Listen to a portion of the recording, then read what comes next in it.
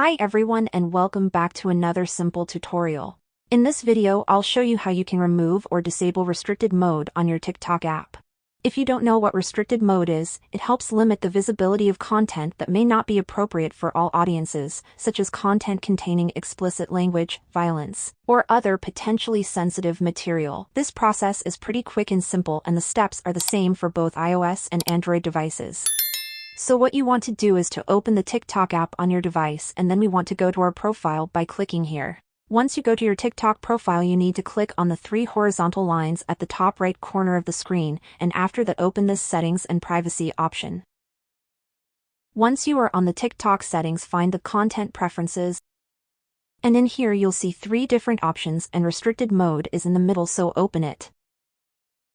You'll see that it has this little umbrella icon and you have the option to turn it off or change the passcode. Let's turn it off, and then it's gonna ask you for the passcode that you entered when you enabled restricted mode. Enter the passcode and then restricted mode will be removed or disabled in your TikTok app, and you can watch any content that you want in the all.